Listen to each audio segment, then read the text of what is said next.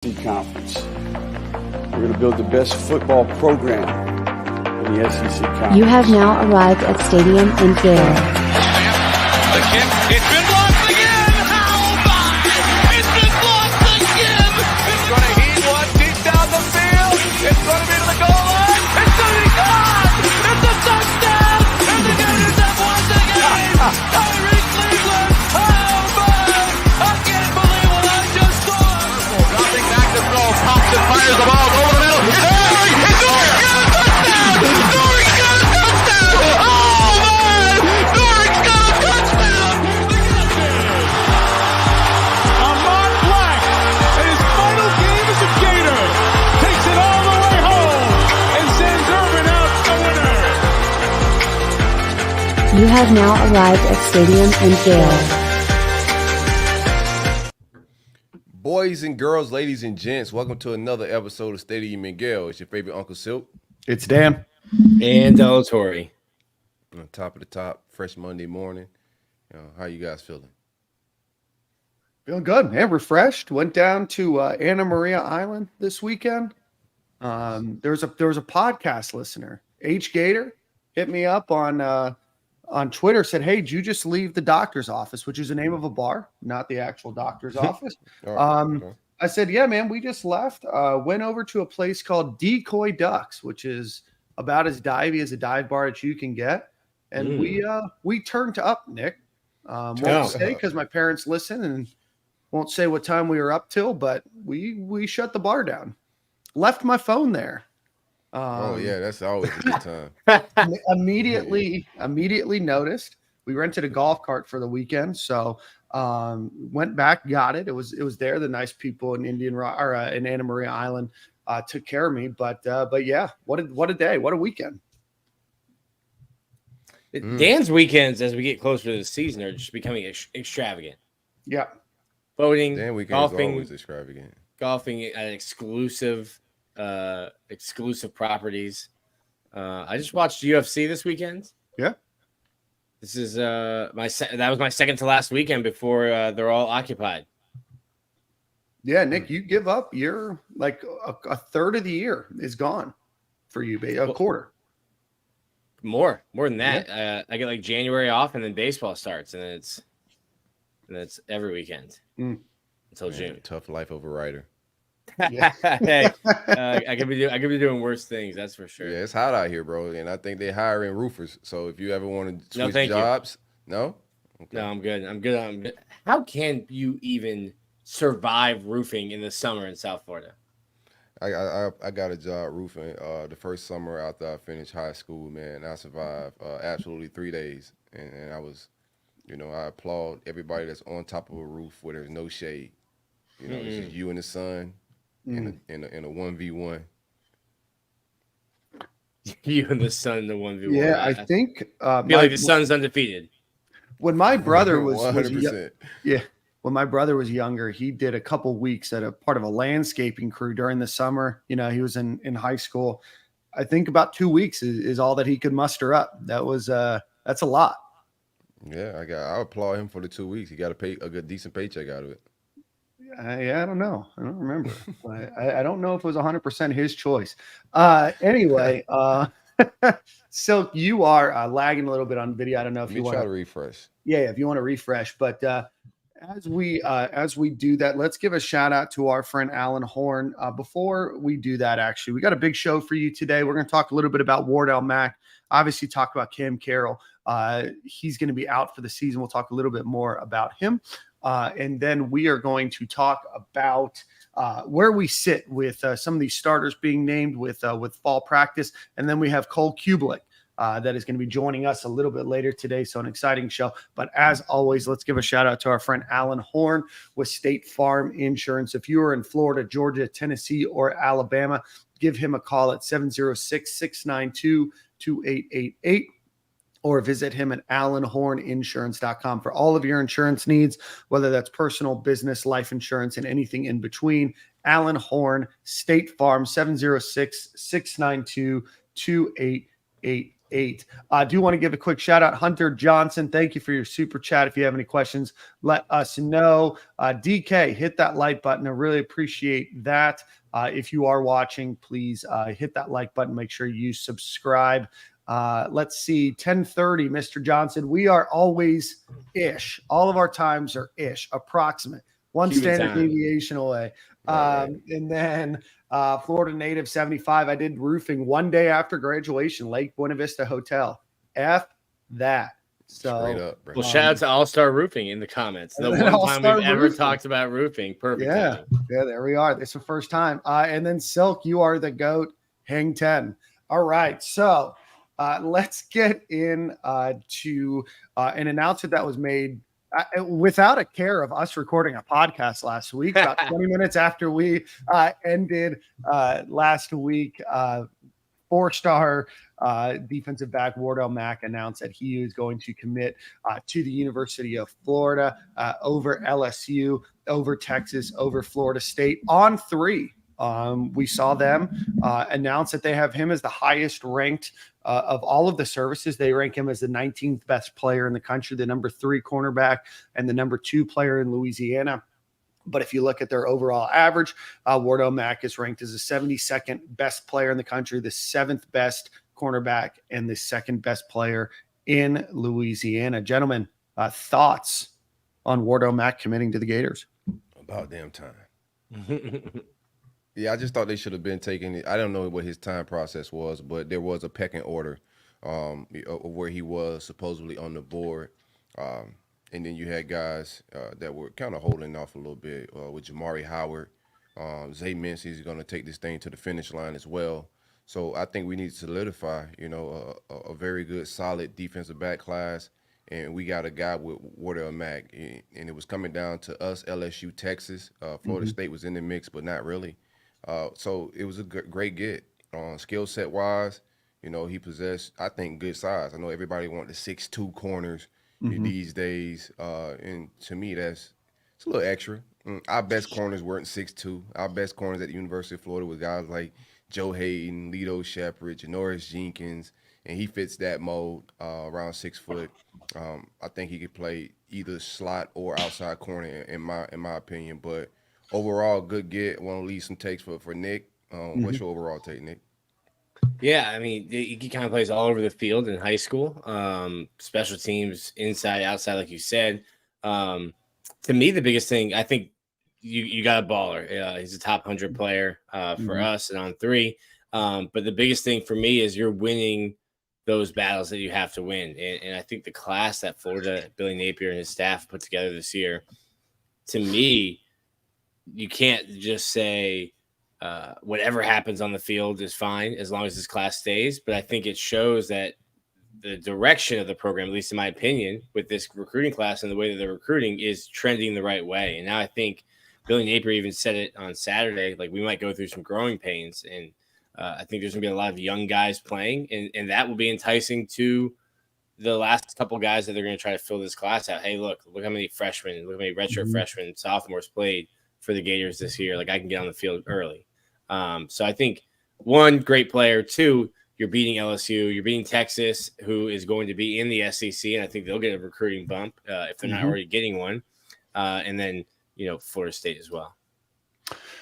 Yeah, he joins DJ Lagway right now as the only other Gator in On 3's top 50. Florida still involved in LJ McCray, Zay Mincy, and Searcy, Jordan Seaton, as players that the Gators are also recruiting in the way that On 3 ranks their players as the 19th best player.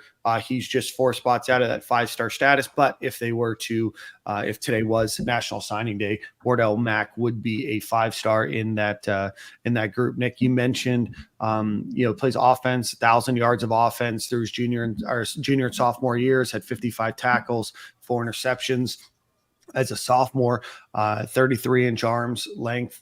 So, yeah, I think he's good. I think he's a dog. He's a guy that a lot of schools that you want to recruit against and beat is who you want to. Those are the matchups that you want to win, right? You want to win the 4 stars that are coveted by the top players in the program. So, again, we've been talking about Wardell Mack for a long time. He's going to join Teddy Foster in this DB group, and there's still maybe an opportunity for Jamari Howard or Zay Mincy or some of these other folks that are still looking at the University of Florida. But a lot of people calling Corey Raymond washed just a couple weeks ago. Comes out, brings out another highly ranked 4-star guy. So absolutely, Jameer Grimsley is another guy we could possibly flip, and health wishes to him. I know he had a terrible injury on his first Friday night game. But if you look at Wardell Mack, I made the Janoris Jenkins comparison and Joe Hayden. Both of those guys were the same type of offensive productive guy. They were just football players. And I think Wardell Mack fits that mold. Sometimes you just want guys with great football instincts and have the good measurables, but you don't have to get locked in too much into the 6'2" frame. And I'm glad we closed in on him. Yep, that leaves the Gators right now. Oh, go ahead.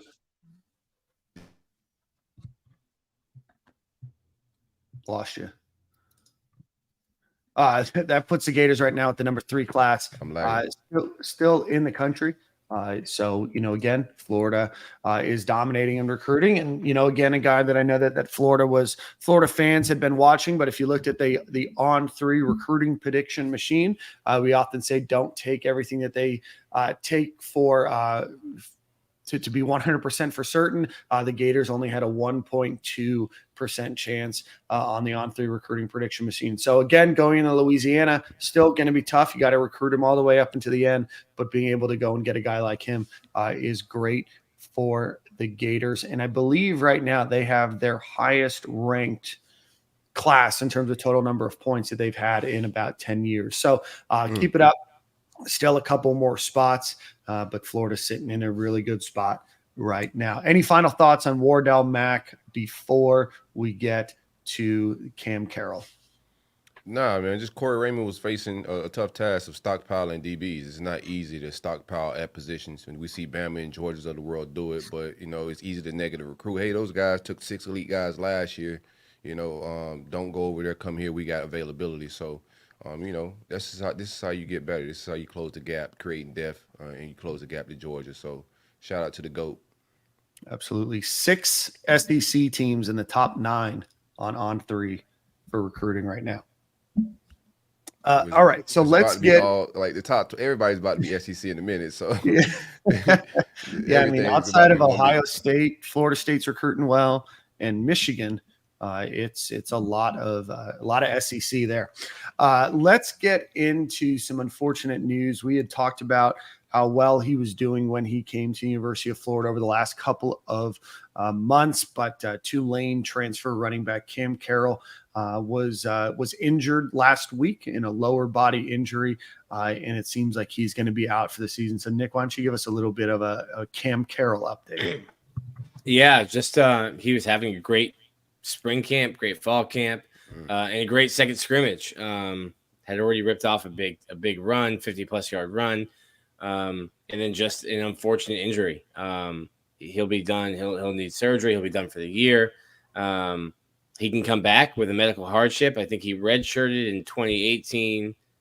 2020 doesn't count, and then he redshirted, had another redshirt last year, but he'll have to apply for a medical hardship, but certainly would think that he would get that. So just a tough blow. And then that room can handle it. You've got Trayon Webb, who's going to have to play more now.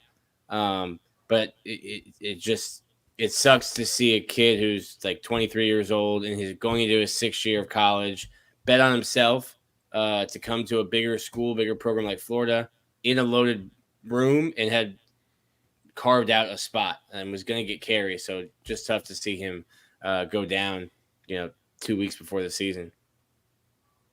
Yeah, just super unfortunate. He was having a great camp. Everything we was hearing as far as him being running back 3.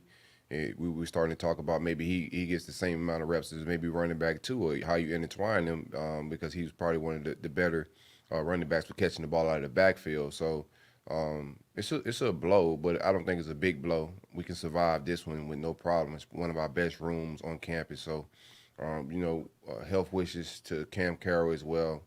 Hopefully he bounced back from the injury and still go get him some money and continue his career. But a blow nonetheless. Yeah, I think the way that the blow is not just in him in terms of his ability to maybe catch the ball out of the backfield and him being able to rest those guys. It's just that there's a gap, right? You're now going to rely on a true freshman, which, again, Trayan Webb, I think, is a quality player, but still missing out on another running back last year and the year before, putting yourself in a position now where you have a running back room of 3, right? And so no matter how you slice it, there's going to be maybe some potential injuries. There's going to be, some times where maybe guys aren't 100% healthy and you're going to rely on having that stable of back. So that's where it hurts. I don't know if on paper it's a huge loss that's super noticeable to rival fan bases, but I do think that when you look at this team and if you do have an injury, you do have something that comes up, you're just now relying on a sophomore and a freshman and, one junior, one sophomore, and one freshman, and really nobody else except for walk-on. So that's where the depth hurts a little bit, trying to be able to get one more guy maybe to spur some of that. But, it is what it is. The Gators have 2 great running backs, and then Trayan Webb, obviously a guy that was recruited heavily out of high school too, and obviously get a lot more playing time now than he was originally going to. Nick, do you think or Silk, do you think that potentially changes what the Gators might do at the kick return position? And Trevor Etienne is your starting kick returner. So does that maybe change now that you don't have as much depth there? Yeah, I think, Florida should be fine at running back, but what happens if a guy twists an ankle and is out for 3 weeks? Well, now you're in a bad spot. And you wouldn't have been without Cam, if Cam was still there. So to me, you got a bunch of guys that can run fast and make some people miss. Put somebody else back there to return kicks. Yeah, I'm with you on that. Really no need for ETN. I think we got enough playmakers on campus to be able to put somebody back there and make something happen. And I'm go ahead and cast my vote for Eugene Wilson. Love it. So right now that running back room, we've talked about it, is Montel Johnson, Trevor Etienne, Trayan Webb, Jacoby Jackson, the Kahoma Community College junior college transfer, Marco Rubio's son, Anthony Rubio, and then Eddie reps, man. And then Eddie Battle and Carlson Joseph. Eddie Battle is a transfer from Southeast Missouri State as well that the Gators got a few years ago. So again, not the depth that you would want, but there is still, how many did I just say? 7 additional. There's 7 total names at their running back position. So we start handing the ball off to Baby Rubio, we in trouble. But until then, I think we all right. Yeah, I think really 3. I don't know that Jacoby is physically where he needs to be right now, or mentally in the playbook where he needs to be right now. So I think really you're looking at a room with really 3 guys, and then you'd have to figure something out if one of those guys went down. Yeah. So again, the injured bug bites the Gators depth, not necessarily a starter, but with him and Justice Boone, 2 guys that you don't want to see out. But again, on top of that, we just hope and wish the best of wishes in recovery to both Cam Carroll and Justice Boone. All right, boys. In other injury news, we've talked about it. He's missed now, I believe, 5 practices. Jack Miller, the Ohio State transfer, shoulder tendonitis right now. So it does look like those that have been clamoring for it, Max Brown is your number 2 quarterback right now, with Micah Leon, the 7th year transfer from UConn, who sat out football last season. Nick, any update on Jack? No, I think when you're looking at tendonitis, so they gave Jack a couple of days off, and the shoulder wasn't responding with time off, so they went and they had an MRI done. That just showed tendonitis, that there wasn't anything structurally wrong. So I think the only thing you can do, not a doctor, only thing you can do for tendonitis is like rest it, maybe get like an injection, like a pain injection, anti-inflammatory. I don't know. Yeah, get the ones that are approved by the university. Don't go over to GNC now. Oh, jeez. Jack can go over to GNC. I kid. I mean, he'll be fine, and he'll be the backup quarterback when Florida goes to Salt Lake City. Okay. So no conspiracy theories about Jack. No portal action. We ain't got nothing to be worried about. You good? Well, he'd have to graduate. He already used the portal. Very good. All right.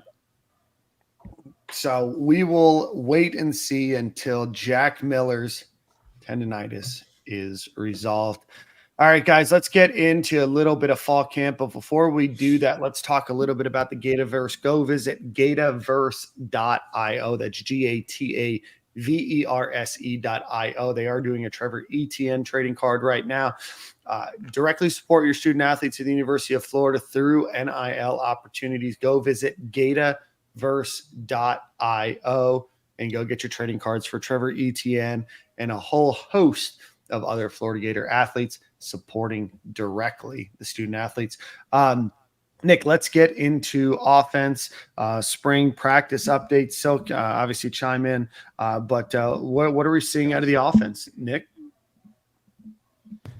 I think the offense is getting rounding out into form. I think I've been more impressed with Graham Mertz than I was in the spring, and I think that just comes with comfortability in the offense and making plays. Totally different. I'm not. No. It's not totally different.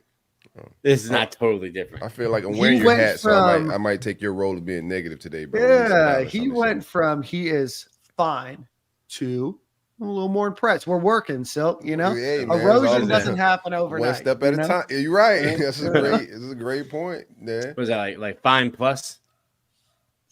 like the fine Apple plus. when Apple comes out with like the 13S. Yeah. I'm at fine S. I like it. All right, so you're overly impressed with Graham Mertz. Go on. Overly, yeah. Oh, to the moon. I'm worried. I worry big time about the offensive line. I don't love the depth on the offensive line, and you've had a bunch of guys injured. You've got Kingsley Agwakin, who didn't practice the last 3 days. You're starting center. You've had both right guards miss practice, and you really only have 3 tackles, and one of them is a Sunbelt kid from FIU. So, like, you can't get hurt, and we're seeing it. And I don't think Billy Napier kind of like took exception with some of the line of questioning about like injuries and stuff like that. I think there's only 2, but the 2 were impact players. But I think it's just football. It's a tough game. And then when you look at the offensive line, I don't know that there's anybody that I feel awesome about if Micah Mizuka goes down. Then you're putting Najee Harris in, or you're putting Jake Slaughter in. So if Florida's going to be able to run the ball, they need the front 5 to be able to block, and they have to stay healthy. Tight end, it's going to be like the same thing we've seen with Xanders and Odom. And then I think you got to mix in Arliss Boardingham. And then you're going to see, I think, all 3 of these freshman wide receivers. I just don't know that Frazier's is going to do enough to keep them off the field. Obviously, you're going to have Ricky Pearsall, Caleb Douglas, Khalil Jackson, Marcus Burke. I think Marcus Burke's had a good fall camp. A lot of it will depend on the running game and the offensive line staying healthy. Yeah, I'm concerned about offensive line as well. Injuries is going to happen. I want everybody. This is football. It's a violent game. I don't think this is an indication on the strength and conditioning or anything like that. Some of these injuries are physical, tackle. Outside of Boone, he was running off the field celebrating. But if the knee went that way, it was eventually gonna go. That's just how some of these things work. But yeah, I'm concerned about the offensive line depth as well. As soon as we get into the 2 deep, you start getting into true freshmen. And that's just scary territory when you start thinking about just trench work, being 18 and facing, a 7-year senior maybe on the other side of that line of a grown man that's been in the program for in the college football program for 5-6 years, that could just be a mismatch. So I don't want to get into that territory, but that's where we at with it. We just got to create more depth in recruiting and also in the portal to prepare us for situations like this. But if the starting guys are healthy, I feel good. I feel good about Graham Mertz, what I'm hearing from camp, from the right people. Not a whole lot of gassing him up. Just nobody's saying he's gonna go win a Heisman or do anything like that. A lot of people just saying he's a competent quarterback. He's able to deliver certain passes to help us move the chains, get us in and out of bad plays. I like what I'm hearing from him verbally as a leader as well. Whenever he's on the mic, seems like a mature guy and a leader. So yeah, I like where we at from a quarterback position. It's just the injuries. We just got to stay healthy, and a real healthy football team. In my mind, we can go win 8 games. Being young at receiver is not. I think we got a good balance at receiver with older guys and younger guys. And you have the in-between guys like Burke, but you have Pearsall, Frazier's, the older veterans. So it's a good balance there, man. The young guys are just more of the playmakers and explosive guys that we're waiting to jump up on the scene. But I feel good overall about the offense and where we at and what I've been hearing from camp. Yeah, and I think a lot of us have kind of said, hey, this is going to probably not be the Gators' best year. Even Nick, as he's turned the page on his optimism for the season. Yeah, I think we all have an understanding that this is probably not going to be the best Gators team that we've ever fielded. Probably not the best Gators team that we fielded in the last couple of years. But what we can hope and want out of these guys is the maturation and growth of some of those younger guys and getting that playing time. Obviously, you want that front five of the offensive line to get healthy and stay healthy. You want to figure it out on tight end. You want to figure out where you can put Mizell, Wilson, and Gene and give them opportunities for the future. But that's what a lot of Billy Napier's career at Florida, in my opinion, is going to rest on, his ability for the guys that he recruited to come in and play. And maybe this isn't the year that the Gators go 10-2 or 9-3. There's a lot of depth concerns. There's a lot of gap in between your older players that are going to play, and then what's next right behind them on the depth chart, right? So there is going to be, some learning opportunities for a lot of these guys, but, Florida's recruited pretty well. They have a lot of guys that can hopefully step up. Now we just have to bridge that year where seems like a lot of things that could go wrong are going wrong for the Gators in the preseason here. Now, continue to get healthy, stay healthy, win a few of those games, but get that excitement for the next guys. And, I think Billy Napier's recruited well enough for the Gators to, sit themselves in a really good position going into next year and the year after and the year after that. So we will see. Let's look through. Real quick offensive question. I want to ask Nick. I seen in one of the reports that Tony Livingston was starting to get more reps at tight end. Arlis Bordenham is coming back from non-contact jersey. What are you hearing at tight end position? Yeah, I think Xanders has been out for a while, so it's with Xanders out and Odom sort of limited. He finally came out of his non-contact jersey, but it gave more opportunities to Hayden Hansen and to Tony Livingston. And after talking to a bunch of people, I put out a defensive players that the coaches thought had a good fall, and then offensive players that coaches said had a good fall. So that the offense want to come out, and I just don't know. Like, I think, yes, Tony Livingston has had a good fall, but it's relative to the guys ahead of him. And he had the gray shirt. So he really focused on, I think, basketball his senior year of high school, and then didn't play any football last year. So you're getting back into it with him. And I think he will be a good player, but I think Arlis Bordenham is really your X factor in that room. Livingston could be, but I think Arlis is right now.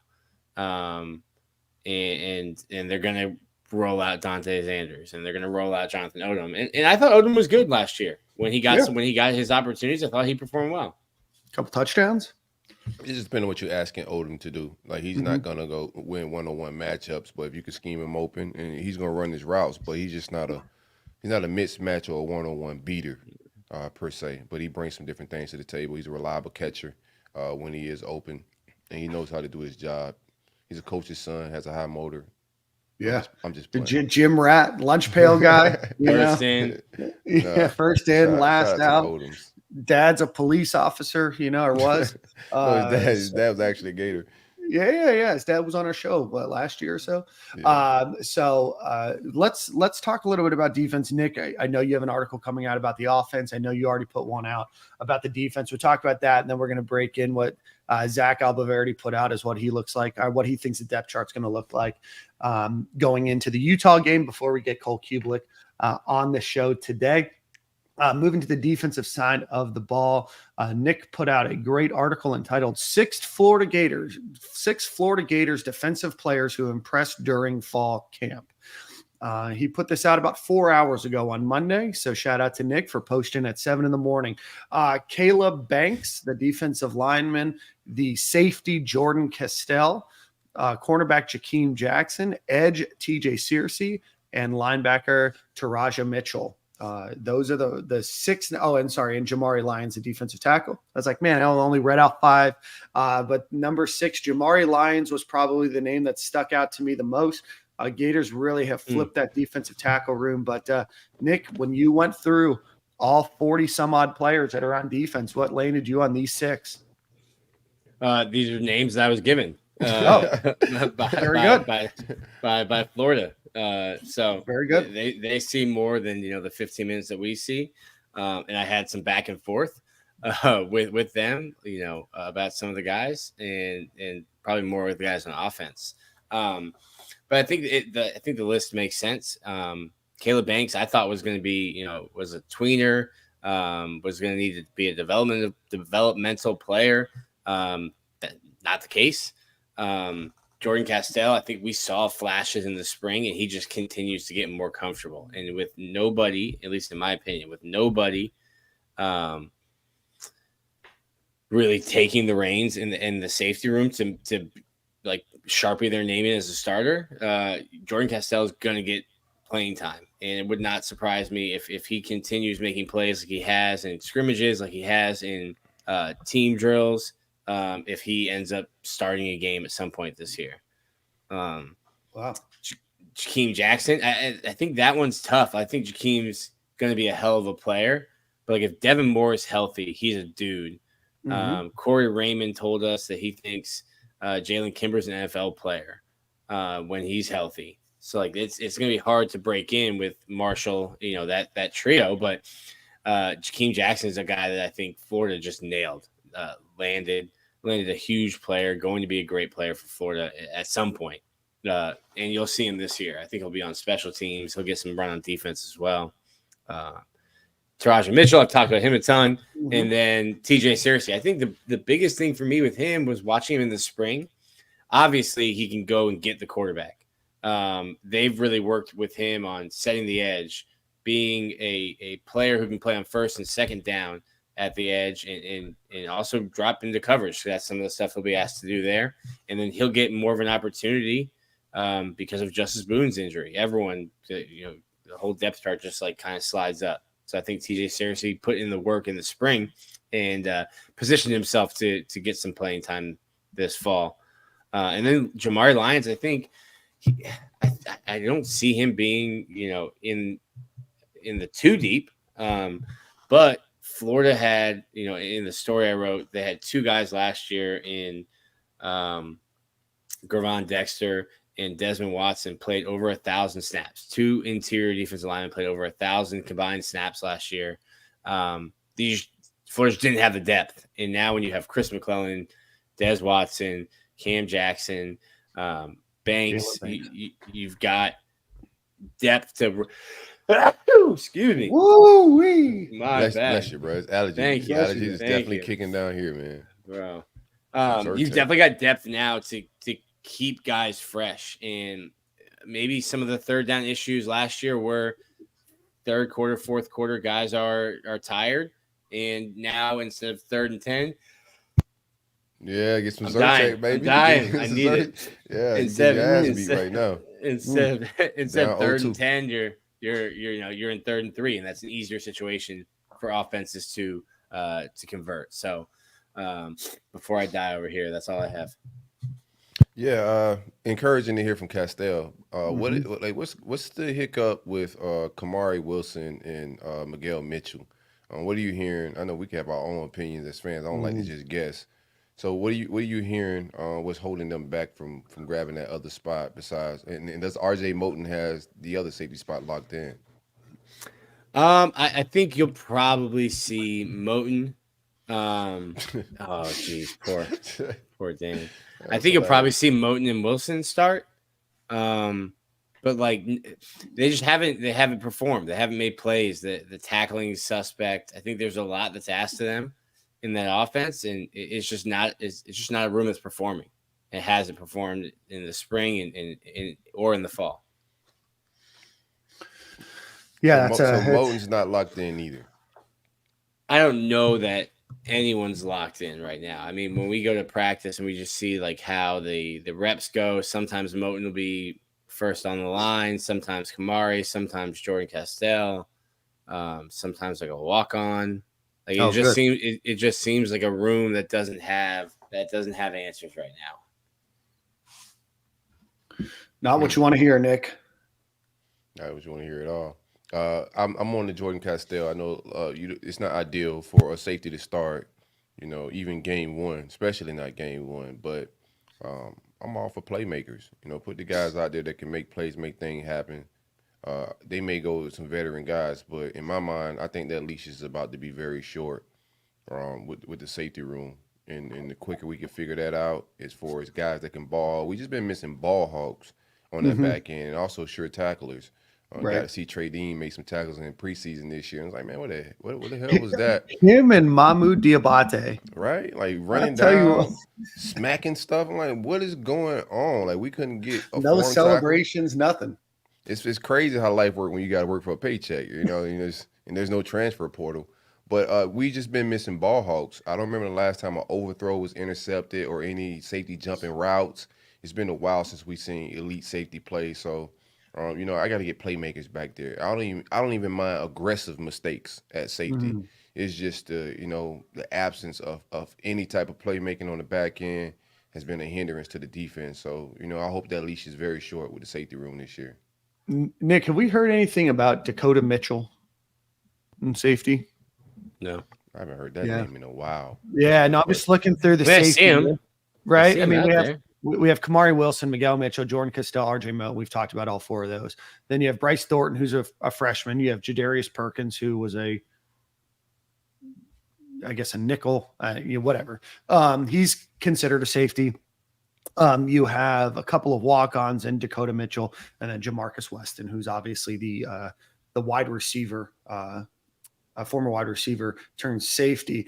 I'm worried. I start to look at some of these older guys. Dakota Mitchell, haven't seen much of him. Obviously, Jamarcus Weston, not a ton to expect. Jadarius Perkins is going to probably play that nickel role more than anything, but there's just not a lot of depth there. Definitely some cause for concern, but I think all of us probably think right now it's Kamari Wilson and RJ Moten starting. Is that a good guess? Yeah. Yeah. So let's see. Let's run through Zach Albaverdi while we wait for Cole. Let's run through Zach Albaverdi's projected depth chart. But before we do that, let's give a shout out to our friends over at FanGo Tickets. Go visit FanGo. That's FANGO tickets.com. Florida Gators, Tampa Bay Bucks, Tampa Bay Lightning. If you are looking for season tickets, or if you're looking to buy somebody's season tickets, think of it Airbnb. I put my season tickets up for the Lightning. I listed the games that I wanted to go to, listed the games that I wanted to make available. Individuals can go on, you can buy. There's no cost to the buyer of those tickets for you to put to get your tickets from FanGo Tickets. Go check them out. We're going to work on a promotion with them over the next couple of weeks as well, but go visit fangotickets.com. Airbnb your tickets for the Lightning, the Bucks, and of course, the Florida Gators. All right. At quarterback, Graham Mertz, starter, backup Max Brown, Micah Leon, running back Trevor Etienne or Montrell Johnson, backing up with Treyon Webb. Receivers, Ricky Pearsall, Caleb Douglas, Jacavian Fraziers. Backups, Marcus Burke, Khalil Jackson, Eugene Wilson, Andy Jean, and Aiden Mizell. Tight end, Dante Zanders, Arliss Boardingham. Any thoughts, surprises, things that you might do differently? But that's what we've got all the way up into the offensive line. Oh no, it sounds appropriate to start game one. I expect Yep. some shifts in the depth chart and snaps is more of an indicator than anything. We'll monitor those snaps once the game start getting played. But nah, it's pretty much what I thought it would be. Yeah. Okay. And then offensive line, Austin Barber, Micah Mazuka, Kingsley Aguakin, Richie Leonard, and Damian George. That is what we've talked about. Backing up left tackle Jordan Herman. This is going left to right. Jordan Herman, then Jalen Farmer, Jake Slaughter, Najee Harris, and Lindell Hudson. Any It's not bad surprises? backups. That's not terrible. I'm thinking like it was a little worse than that. Now that you read it off, I'm not totally frightened by the second. I would like to know if you know what the center and guard situation looks like. I know Richie's kind of multi-disciplined in the offensive line. But I've been hearing good things about Jake Slaughter as well, and it could just be fluff and and them just saying something to keep the fans from going too crazy. But I'm not mad at that too deep right now. Yeah, just a lot of inexperience. Jordan Herman, redshirt sophomore. Obviously, Jalen Farmer's the redshirt freshman. Jake Slaughter, redshirt sophomore. Najee Harris is a freshman. And Lindell Hudson is the FIU transfer. Just not a ton of snaps at the Power 5 level there between that. But that top group of five: Austin Barber, all SEC freshman team, Micah Mazuka, highly ranked guard transfer, Kingsley Aguakin. He's ranked really highly in a lot of those preseason magazines, and at times showed a lot of flashes. Richie Leonard, a guy that is moving into that right guard spot, and then Damian George, former projected starter. Alabama gets injured, loses position, comes over here, but obviously a very talented guy. One that I think Cole Cubelic was really high on as well. So that top five's not bad, and there's talent. I think in the next five, it's just a lack of experience there. And then Cole's waiting for us. So if you guys want to pause the offensive line conversation there, it might be good timing. Perfect Good timing. Perfect. All right. We're going to welcome Cole Cubelic from ESPN onto the show. Cole, man, it's a pleasure to have you. Why would we pause the offensive line discussion ever? I think we should always continue that. We gotta get Perfect Pause segue. for you. We gotta get the goat got it. on, man. Okay, there we go. Get the offensive line goat on here to talk about some offensive line talk, man. It's like I'm perfect down. podcasting. I'm in for it. All right. Well, Cole, let's get right into it. I think you heard kind of the end of that conversation. We're looking at the Gators' projected offensive line of Austin Barber, Micah Mazuka, Kingsley Aguakin, Richie Leonard, and Damian George going into that Utah game. What are your thoughts? Give us your outside opinion.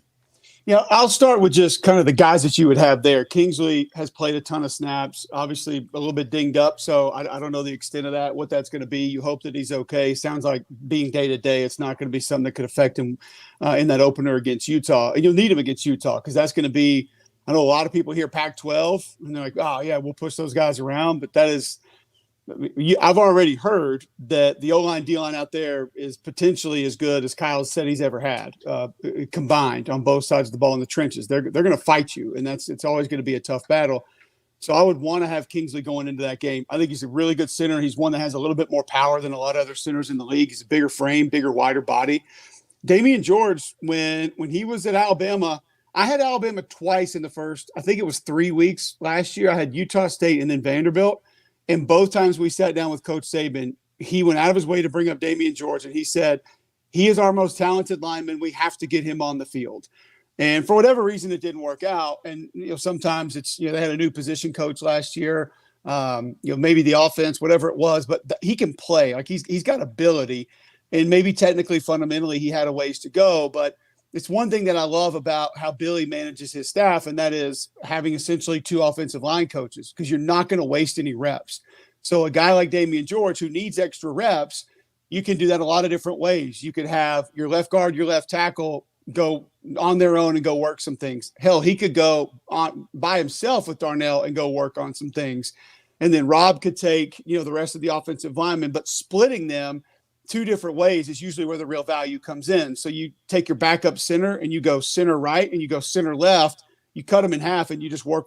So instead of the way I used to do it, which was your reps would go left tackle, left guard, center, right guard, right tackle over and over and over and over and over. But you double those reps now and you can split your guys up. So it's one of the things that Billy does that I'm seeing more head coaches do that I really, really like. We've seen We've seen what Austin Barber can do. I think he's very capable. When I went back and watched Michael Maskua's film at Baylor, the first thing that stuck out to me is, one, the system is very similar. You're going to get a lot of stretch zone. You're going to get a lot of pin and pull. So he's not going to come in there and be asked to do things that he had not been doing prior. And he's got some nasty in him. And it's one thing that I know they want up front are guys that finish and guys that play with a little bit of an edge. And I think he brings that to that group. So I think you're looking at a group that, even though they hadn't played a ton of football together, has some talent, has some ability. And the other part is I expect a little bit of a jump, because I'll use myself, for example. When I was at Auburn, we were mainly an isolation run team under Terry Bowden. When he left and Noel Mazzoni came in with Tommy Tuberville, we went strictly zone scheme. So it was inside, outside zone. We had power and truck and counter that we would run every now and then. But it wasn't really until late in the spring, year 2, that it kind of started to come together. And the complicated thing for a lot of fans when you're talking about the zone scheme is, yes, I mean, we can go back to the Broncos of, whatever, the early 90s. It was designed to pick everything up. And that's where the advantages do come in, and it should, and it does. The other side of that a lot of people refuse to talk about is there's a lot of stuff that can go wrong in a lot of different places. Like if you don't get your front side end reached, like that play's got to cut back immediately. Guard leaves a center too early, then they might not be able to get that combo block reached. You stay on a double team too long, linebacker run through is going to remove one of your gaps. Backside, if you're allowing guys to play flat down line of scrimmage, you don't get them cut off. You may have a really clean cutback lane. Your back does exactly what he's supposed to do, but he's getting KO'd by the end who's crashing down. There's so many things that can go wrong inside the zone scheme. There's so much feel to it that really makes it go. And I just really anticipate this group now in year 2 of this scheme really finding a way to be more on the same page than they were even last year, which later in the year I really thought that they were. And I think that could be a big advantage for this group as well. Even though that you have so many new pieces together, because the Florida has those hats 5 equals 1, and I think more so than any other position on the field, you need to have synergy and chemistry on the offensive line, and they've just had guys dinged up all throughout the spring, and they've kind of had to move people around. And from what you're saying, you'd like to have those 5 guys that are going to start take the majority of the reps together and get the feel of who's next to me on either side. I've always said this, Nick. There's one way to be a great offensive lineman, and there's one way to be a great offensive line, and that's to do it full speed against people who are trying to make you look bad. Like I could take the 3 of you out there, and you could be my 2 guards and a tackle, and we'll find another tackle, and we can go T-board right, T-board left. We can run through the chutes. We can push the sled 72,000 times a day, and you guys are not going to be a good offensive line. You're just not. Like you could have every step, every way to shoot your hands. All the hat placement can be absolutely perfect. But until you guys get out there and do it against a Gervon Dexter or a Cam Jackson or a Desmond Watson, and they're trying to kick your ass on a regular basis, you ain't going to know how to do it right. And you're not going to know how it feels. And you're not going to be able to successfully be able to go out and make those blocks. So, yes, I want my 5 together. You want the reps just in general, the physical reps. And I know Billy's not going to back away from having a physical camp. Even with some guys dinged up, it's always going to be part of their DNA and who they are on both sides of the ball. And you want those guys running as many reps at the same time. Like I said, though, with like a guy with Micah, he's done a lot of the same stuff. So that transition should be a little bit easier. Damian wasn't too far away from it, but that was such a quarterback-centric offense the last few years. I would imagine they probably spent more time in pass pro and in RPOs than they did with some of the straight run game stuff. So even though you want the same 5 on the field, it's also important, depending on how you're going to negotiate it. And see, now where we're getting to camp, we see it in Alabama. Auburn's doing it. Georgia's doing it. All of a sudden they're seeing a tackle running at first team guard, or the first team center's running at first team guard. And people are like, oh my God, what's happening? Well, you're also trying to start piece together. All right, if we lose this, like situational football, basically, if we lose our right tackle, who's the next guy up? Or if we lose our right guard, who's the next guy up? And if your right tackle is your next best option at your right guard, so your backup right tackle is better than your backup right guard, and you're going to move him down and put one in, you ought to start tinkering with that too. So you want to know exactly where you're going at every spot if you were to lose a guy, because it doesn't always work out where oh, left guard comes out, here comes new left guard. Center comes out, here comes new center. It just doesn't work that way. More times than not, one of your other 5 is going to have to move to give you your best 5 on the field. So I do think there's a little bit of value being able to negotiate some of that. But the only way to get good at it is it has the same 5 on the field that are doing pretty close to full speed work as often as possible. Right. Cole, I want to talk to you about that next group of 5, and I'm not sure. I don't expect you to know everybody's too deep in the SEC, let alone. But right now the backup group is Jordan Herman, Jalen Farmer, Jake Slaughter, Najee Harrison, Lindell Hudson. Lindell Hudson, the FIU transfer, a lot of playing time under his belt. Have you been able to look at any of these guys? Is there any reason to be excited about what might be next with that group? Because what we've talked a lot about on our show is we've got that 5 starting group that we're excited about. It's a good group there. Keeping Keontae Goodwin would have been great, but obviously the situation happened with his mother. But that next 5, there starts to be some cause for concern. And we know not every team has 10, 12 ready to go offensive linemen, but of that next group of 5, is there anybody that you've seen or you've heard about that Gator fans should be, at least qualm some of their fears? No, I did go back. Same with Micah. I went back and watched some of Lindell's film.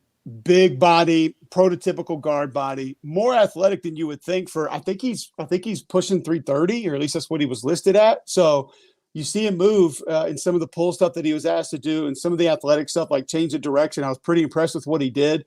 I did think he played a little bit high at times, and I thought he wore down in certain games, but your 330 playing in South Florida is probably going to happen. I mean, that's just a kind of a part of being a human being, I guess. But he's somebody from a power perspective and from a movement perspective, I do think could be a good fit for what they're doing. You've got to be able to move laterally to play in this system, because you're going to have pin and pull. So you're going to have to get out there and get out in open spaces, and in the outside zone game, like, you're going to have to gain ground, drop that drop step and go. Like, you got to be able to run a little bit to play in this system. So I did think he was a pretty good fit from what I saw at FIU.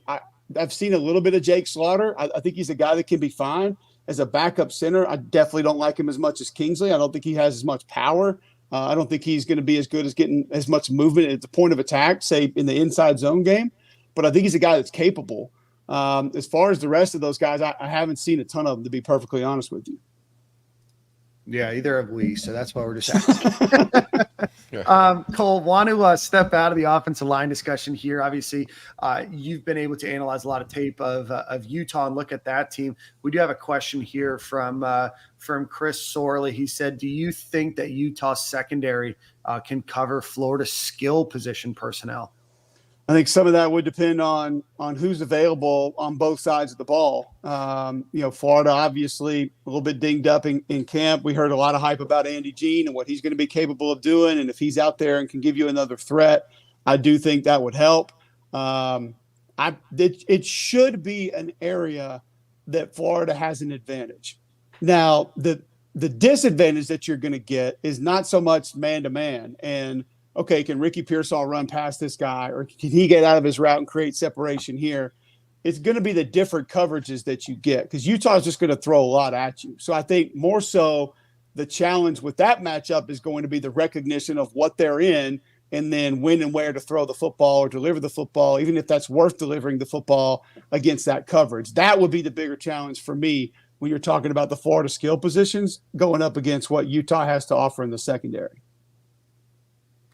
What about Utah as a whole? Obviously, there were still question marks about Cam Rising. There's some questions just about them as a whole. And, they came to Gainesville, lost last year on an Amari Burr interception to end the game. But obviously going to Salt Lake City, you're playing at 5,000-ish feet in the air.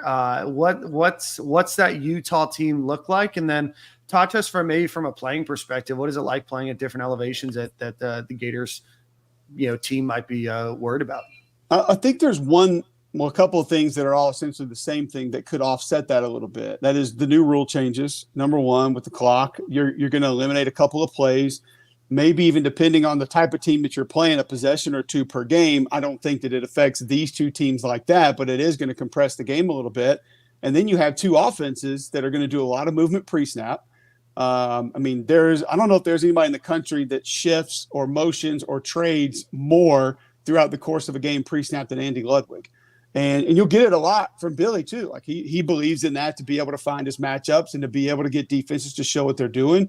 So that essentially will slow the game down in and of itself. I think that's a benefit for Florida going out there with two teams that are not going to go extremely fast, and obviously new clock rules that are going to help compress the game as well. Physically, it's going to be a challenge on both sides of the ball, offensive line and defensive line. As we just stated with the Florida O-line, I think they're up for that challenge.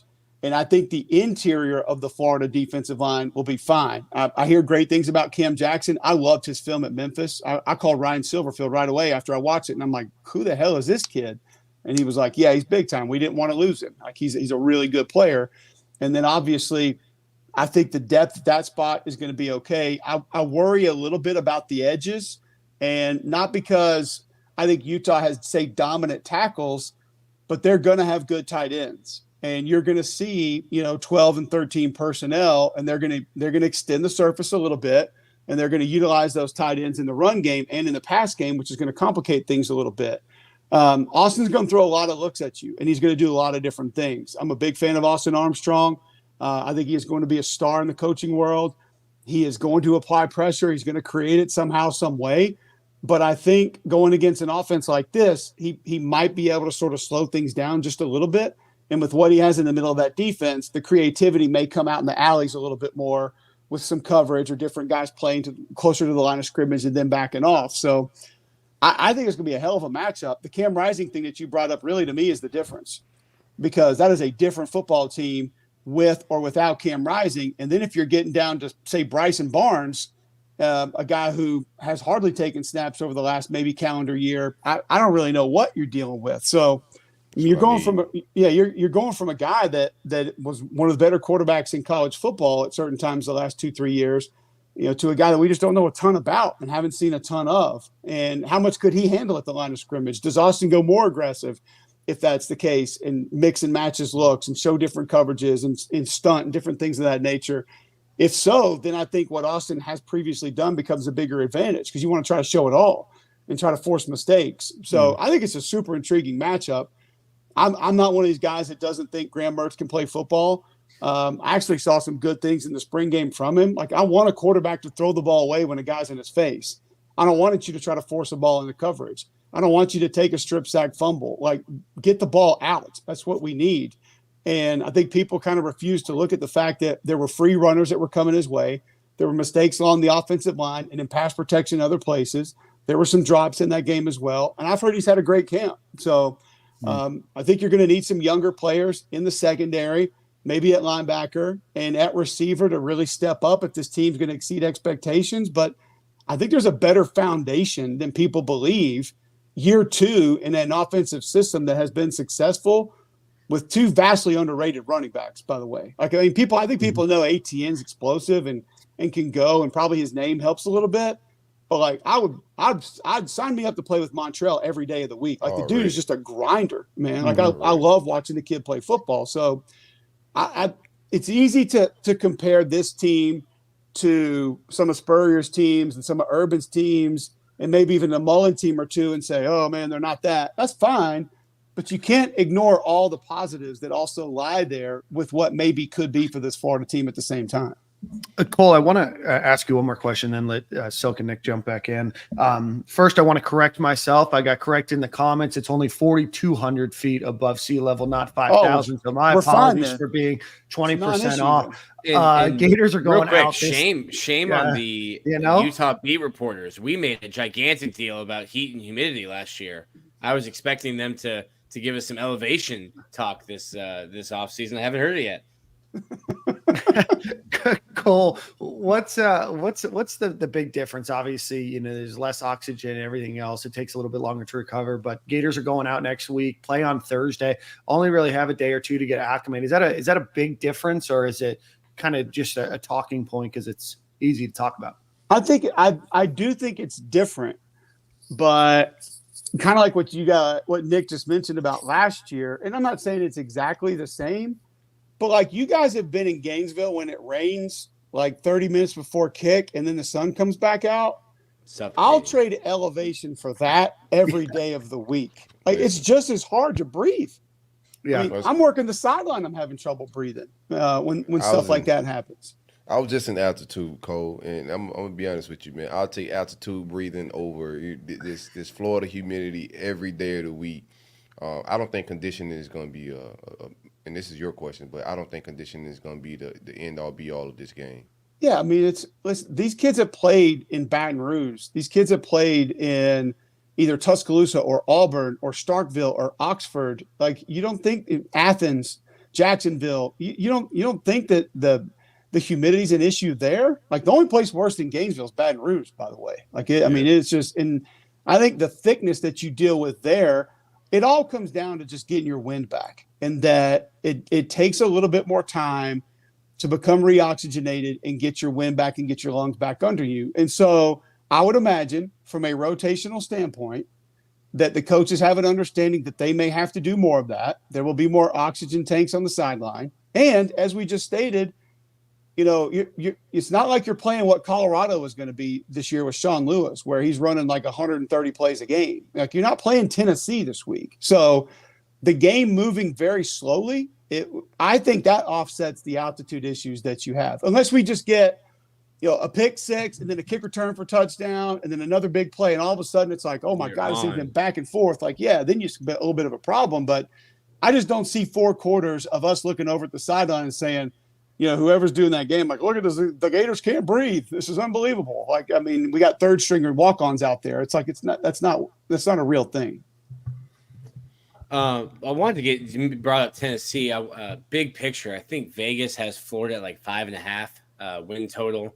And I've gone anywhere from like 6 wins, talked myself into 8 wins, give you some time to pull that up. But I look at Florida's schedule, and if they can win at Utah and then you beat McNeese, I think I'm just not high on Joe Milton. I remember Joe Milton at Friday Night Lights when he was a junior in high school trying to get a scholarship offer at Florida. I remember him at Michigan. I remember him being bad at Tennessee, and now he's kind of taken the AR playbook of, you know, throwing balls 80 yards without moving his feet or, you know, from a knee. I think that's a tough game. I think that's a really tough game for Tennessee on the road with Joe Milton making that first road trip. I think Florida needs to, if they're going to get to 7 wins, 8 wins, they have to stack wins early, because after Georgia, I think Arkansas is a really physical team. LSU, that's going to be a nasty 11 a.m. kickoff at Missouri in late November. It's going to be 27 degrees. You're going to have to bring your own juice to that one. So I think I look at in Florida State, obviously, at the end of the year, I think Florida needs to stack wins early, which would mean winning on the road at Utah and then getting your first SEC win against Tennessee at home. Well, the first thing, Nick, is we know what that is, playing that game in that stadium. I mean, that was an essential early. When I fell in love with college football, that was a semifinal, quarterfinal playoff game. So when Tennessee goes in to Ben Hill Griffin, like it's going to be extra. We know that. And some of the things that we talked about with this game against Utah could be very beneficial against Tennessee. Like, how many possessions can you realistically steal from that team? They're not going to be great on defense. They might be better, but hell, they were in the 120s in a lot of categories last year. So I think the defensive line's a little bit better. Can Keenan Peely, the BYU transfer, help? They got another BYU transfer in the secondary that maybe helps. But I don't see guys who can take over games on that Tennessee defense. So Florida all of a sudden comes out and rips off these methodical drives, and you cut the possessions down by a third. At that point in time, all you need is 1 or 2 mistakes, and then all of a sudden you're in control of the game. So I think it's an intriguing matchup. I think it's one that the way that Austin calls his defense, it doesn't concern me as much about how Tennessee runs their offense. And the thing that I'll be more concerned about the receiver position than I would Joe Milton. Now, and here's the other part about Tennessee's offense last year that I'm anxious to see is when that thing's really going, they're physical up front.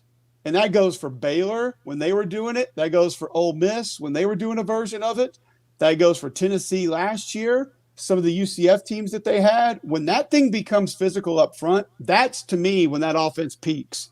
It doesn't peak when you have good receivers and a good quarterback. The fact that you can go back and watch Darnell Wright against Kentucky just bludgeoning people, or against Alabama, and everybody pees their pants about what he did against Will Anderson in the passing game, pass pro, but go watch him in the run game in that game. Like, they were moving people off the ball. Tennessee hasn't done that to Alabama since I played college football. That shouldn't happen. So I worry about that group a little bit. I mean, you got a kid that should be playing right tackle that doesn't want to go over there. You have a Miami transfer at left tackle that everybody says is nice, fine and is just going to fit right in, and John Campbell. But your center's dinged up right now, and they don't have a backup center. So do you save him until that game? I don't know. And then if you do save him, what's he going to be in that game? There are a lot of question marks around that portion of it, but that receiver position could be filthy. I mean, Ramel Keaton is kind of a do-it-all guy that can line up anywhere. Dante Thornton, apparently, and listen, they had a college football folk hero last year that we have been hearing about, and Brew McCoy, who was at Texas and USC, is like, oh my God, nobody's ever run like this kid, and he's so big and so fast, and we finally got to see a little bit of it. Well, I'm hearing same things like Dante Thornton, so maybe he is that guy. If he is, with Squirrel White hitting like 23 on the GPS, that's a lot of different body types in different places that could be problematic with how they align things. But if you can play the run game with fewer numbers, which is essentially what Georgia could do, and then close space, which is what Georgia can do, then you give them some problems. And also, I'll just say this, like, I think there's a lot of good in Joe.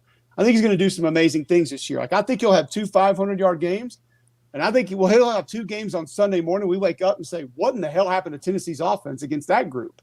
There will be inconsistencies. It's just that's in him. That doesn't just get repaired in one off season. But they'll also be able to add some interior quarterback run and some other things like that. So I think that's one that style of play is how Florida has to win that game. But I agree with you. If you get Utah and Tennessee, I think you're in good shape, because then you got a ton of confidence going to Kentucky. We know what that game has kind of turned into the last few years. I think Kentucky's going to be a lot better than people think. Arkansas could be a really interesting matchup. At South Carolina is not going to be easy, but I think there are some inherent advantages that Florida may have in that one. Nobody has an easy time going to Baton Rouge. I'm already going to say it. I think they lose November 18th in Columbia, just because of they're not going to want to be there and like to be there. I've said this. That is in the going into my 11th year covering Florida.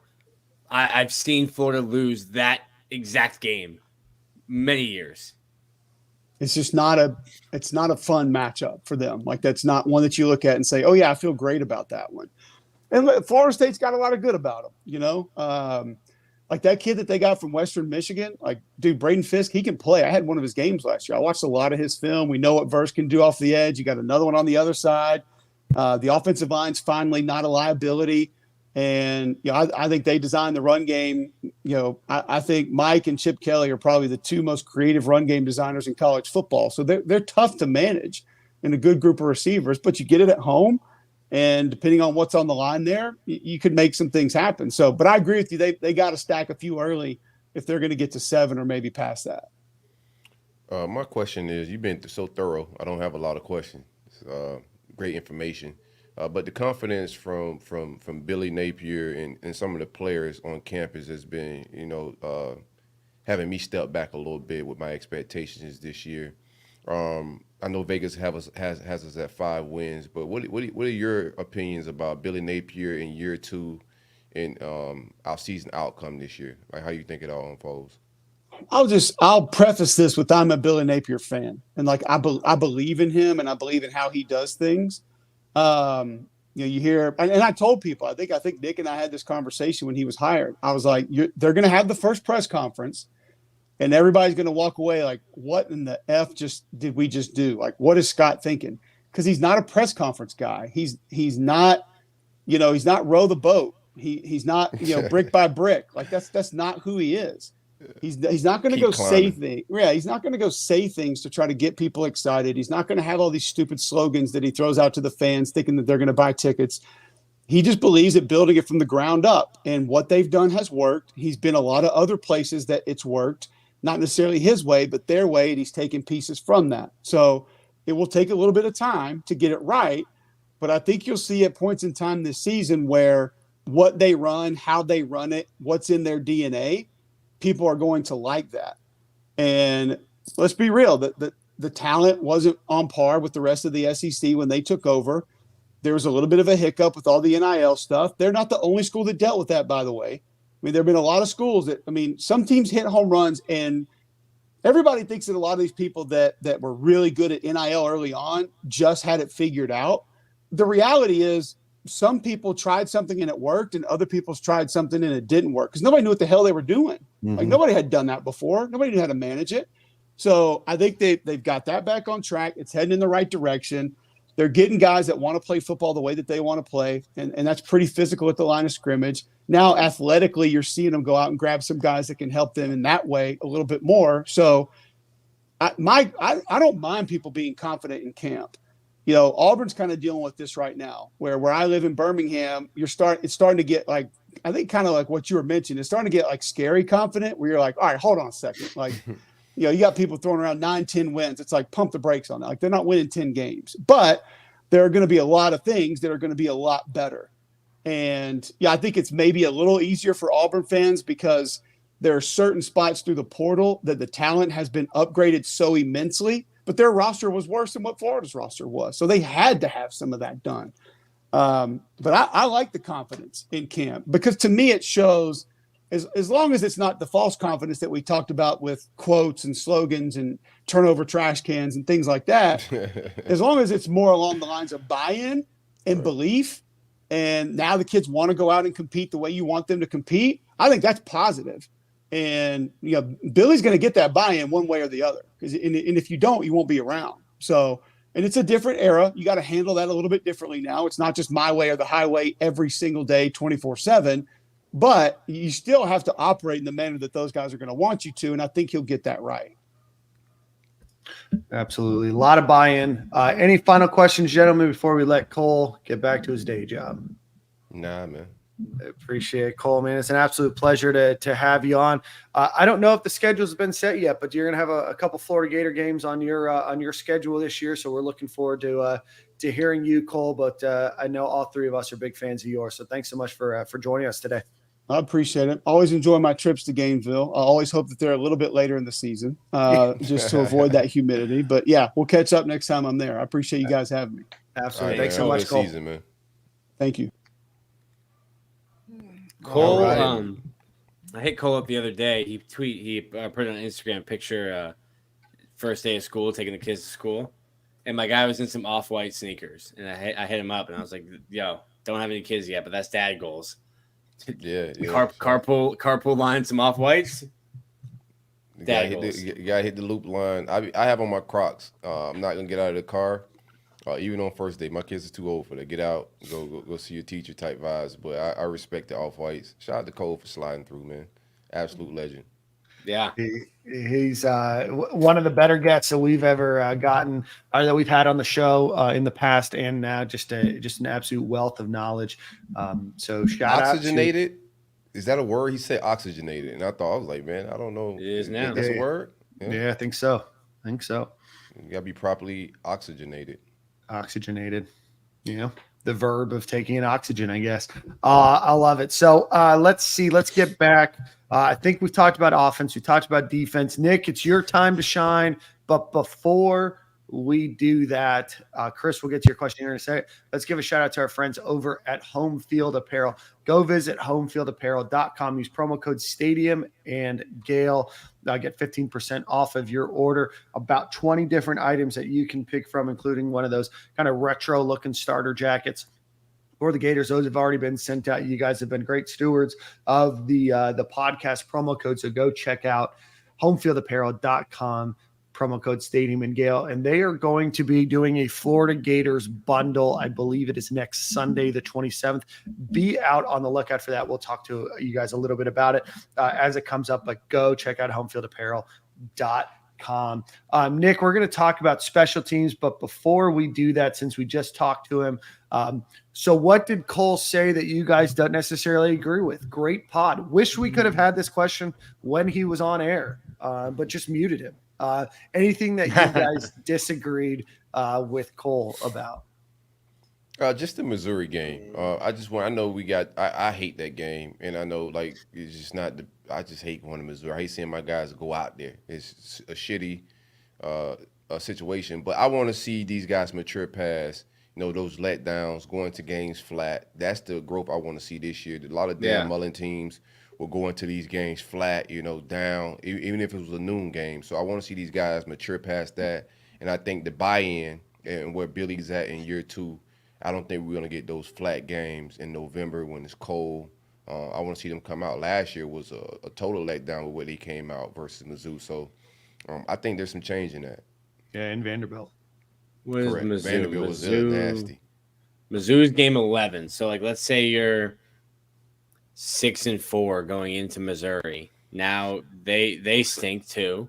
So that's 100% a noon kickoff, 11 a.m. local. It's November 18th in Columbia, Missouri. It's going to be cold. There's going to be 30,000 people there. But I think with young boys, right, with young up-and-coming guys, they should be still locked in because our roster is going to be very young, especially by towards the end of the season. I expect some of these guys to get jumped on the roster. So I expect the 6-4 young team to still be bought in. Maybe if some veteran guys are just checked out and want to go, thinking about the NFL. But I don't think we have that type of roster. I think we have some young guys that still should be, and that's the growth I'm looking for, still should be bought in. But you still need those young guys are looking to the older guys. And okay, if the guy that I've been looking to all year is going half-ass in practice, if he's like, hey, it's Mizzou, don't worry about it, we're going to get in, get out. Do you have the leadership of the older guys who are now going through a 6-4 season up to that point, losing their jobs, losing their reps? Do you have the young guys step up and have their own mentality, or do you get some, cranky and whiny players who, when you're 6-4 when you're 6-4 in November, it's easy to lose a locker room. Yeah, I just think the additions of Taraji Mitchell coming from winning programs, those are some of your veteran guys. Pearsall is going to have – he had buy-in last year all the way to the Florida State game, to the bowl game. He was still locked in. I think we have the roster, and some of these young guys are just they exhibit a lot of leadership qualities. But I just think it's a different roster. It's not it's not the Coxes of last year that was just not even setting the edge, not trying to play disciplined football, just worried about sacks for themselves. I don't think we have those same type of attitudes on the team. I think we kind of weeded out those type of guys. We may still have a few, but not none that we're dependent on in my mind. But by game 10 or 11, I expect these young freshmen and sophomores to pass some of these older guys that just aren't playmakers. How many guys we still got from the Dan Mullen era in the skill positions? I expect a lot of those guys to get jumped. Yeah. I don't know how many Dan Mullen guys we're still relying on when it comes to the skill positions, but I expect a lot of those guys to get jumped. Yeah. I don't think that there's many of this roster. What, Nick? I think there's about 30 left from Dan Mullen. The exact number. It's right around 70, including walk-ons that are Billy Napier guys. So 70 out of what? 115, 110. Yeah. So we're in the right ballpark. Should be fresh. It should be fresh coaching. It should be. So you may be right, Nick, but this is my perspective of what I want to see out of growth. That's how I'm not saying that. I'm not reporting that like, hey, Florida's got a bunch of bad attitudes. I'm just saying, could that be? I've seen that before. Hey, the guy that's like Taraji Mitchell. I'm not saying that'd be his attitude, but the guy who's playing his last year. Well, shoot, I'm not getting hurt at Missouri when the draft's coming up. Are you crazy? No way. I've just seen that before. I'm not saying that those are guys in Florida's locker room. I've just seen that before. But do you think that there might be a difference this year just with the talent that's been infused over the last 2 years? That even if that is the attitude, then fine. We have some players that can move up that Florida didn't maybe have the luxury of last year. Yeah. But then that's where I said, like, okay, well, do those young players have their own mentality, or if you have bad attitudes from seniors, juniors, guys who were leaders in the spring, were leaders in the fall, and now they're making business decisions in November, does that attitude, does that work ethic or change in attitude permeate to the younger guys? It's like, all right, well, if he's doing that at practice, I can get away with that too. Yeah, I mean, we're talking about hopefully a situation that doesn't happen, right? We're opining on a situation, but at the end of the day, I think that Florida's culture, and hopefully this is the case, Florida's culture has gotten a little bit stronger to be able to fight through some of that. You didn't have a lot of options at defensive tackle, at defensive end, at safety. Not that you have a ton now, right? DB depth was a little wonky last year. Not that there wasn't talent, but it was young. You had one guy in a cast. So on the defensive side of the ball, that got gashed for a lot of the season. Hopefully, you start to see where culture can supplant some of that. Hey, if this guy isn't giving 100%, then maybe there is somebody that will. We don't know. We're talking about a game, 10 games from now that we haven't played, and we hope that Florida's not 6-4. We hope that that's not an issue that they're dealing with. So, but hopefully the culture has changed in a minute. Let's see, Russell, I got your question about bar fighting. We'll talk about that here in a minute. Before we do that, we do need to get on with some scheduled programming. Nick, we do have some special teams named. Here we've got Adam Mihalik doing field goals, and we've got Trey Smack doing kickoffs. One thing that I thought was interesting, this is a quote from Adam Mihalik: "I love kicking with Trey. It's so fun. We're really neck and neck with one another. He was phenomenal also on field goals. We were both up there, over 90%. Is that in practice? Is that just when they're on that third field? Okay. Yeah, they do some special teams throughout. Like they're not tracking. I'm sure they're tracking. That Coach Couch is tracking every kick that they make, things like that. But just in team periods when they're doing field goals, they were at 90%. They said. Gotcha. And then Jeremy Crawshaw is your starting punter, of course, who was number 2, I believe, in the NCAA last year with punting average. And then Rocco Underwood is your long snapper, former 6-star recruit, Rocco Underwood. Any thoughts on special teams? Is there cause for concern about Trey Smack being a scholarship kicker? Adam Mihalik, walk-on, also on scholarship. No, he's not on scholarship anymore. They put him on scholarship. Put him on scholarship in the spring and the summer, but he's not. You don't need 2 scholarship kickers unless one's a senior and the other one's a freshman. You don't need 2. I don't know. I mean, there's not a lot of separation between them in terms of age. So I don't know how long you would have both of them on the roster. Which I'm pulling up the football roster right now. I think it's redshirt sophomore, redshirt freshman. Is who? Mihalik is a redshirt sophomore. Redshirt sophomore. And a redshirt freshman. So there's not even like a separation between the two. I don't know how long they might really enjoy hanging out together. But if you're trying to get to the NFL, you can't be doing it just kicking the ball off. All right. Special, And then special teams wise, I just know everybody got their eye on it because special teams was a sore last week and it was an ugly situation. So definitely got my eye on, what the kicking looked like, punting, kick return, kick off. All of that was not a good look last year. So I want to see if we improve or do we need to bring in a special ops person for that spot. Special ops. On that note, returner Ricky Pearsall, Trevor Etienne are starting at punt return and kick return, respectively. We've talked a little bit about Trevor Etienne. Is that a position the Gators want to put themselves in with Cam Carroll? Definitely a question that the staff is going to have to look at. Backup Eugene Wilson at punt return and Jamarcus Weston at kick return. Does that sound about right? This is going back to Zach Albaverdi's article. Weston is that's returner. That's wild because Weston's playing linebacker now. I've never seen. Is that linebacker? I've never seen a coaching staff tell someone to transfer by like moving you from receiver to safety. Change. No. Keep that 82 at safety. Yeah, Weston. And then you work at safety for a couple of weeks, and they're like, "Yo, try inside linebacker." Yeah, I'll try that too, Coach. I like Midtown. I want the UF degree.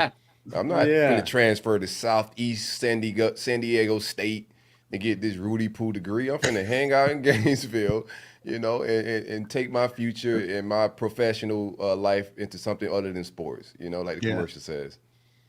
Harrison Sanchez says Jamarcus Weston is at 240 pounds. So maybe we won't see Jamarcus Weston. This is his projected depth chart, Zach Albaverdi. So give all your hot takes to him. Western Hive, man. I was a big guy in the Western Hive. And, I'm with you, bro. Just hang out, get that degree. You got to be aware in life, and if you're switching that many positions, NFL is probably not in your future. So secure a fire degree. All right. Get that top five. Going kind of reverse order. He has the starting safeties as RJ Moten and Miguel Mitchell, with the backups being Kamari Wilson, Jordan Castell. I think that we differ, but again, we'll see what that ultimately looks like. I think there's going to be a lot of rotation there until they get that group finalized. At the star position, that nickel, Jaden Hill or Jadarius Perkins, with Sharif Denson as the backup. Playing linebacker with 82 is nuts. Yo, it looks crazy. I want to see it. The writing's on the wall, Silk. I don't think you're gonna see it. Even in garbage, we just gotta blow McNeese State out, and I think we see 82 at linebacker. I want to see it. It's gotta be history. 82 is the mic. 82 is the mic. 82 is the mic. That's nuts. That's definitely history in football. Does that mean that he's added like 50 pounds since being in college? Fits his frame. He's a big guy, so he had the frame to add. He looks good. Yeah. Oh, 232 listed. Handsome guy. Comfortable. Nick sees him at balls and salty all the time. I would not. Did you swing him by your pizza place? What's it called again? Court of Heroes. Haven't been there. Court of Heroes. All right. Cornerback, we have Jason Marshall and Jalen Kimber backing up Devin Moore and Jakeem Jackson. I think you'll see Dejon Johnson back there as well. I mean, I think for all intents and purposes, it's definitely Jason Marshall, Jalen Kimber. Devin Moore is probably your next one right off the bench. And then Jakeem Jackson, I don't think you get a lot of burn, but I do think that you see a ton of Devin Moore at cornerback, even if he's not the starter this year. Can we do like a quick, let me just play this game with you guys real quick. Yeah. Give me your, and we'll do offense next week, right? But just off the cuff, your defensive freshman of the year.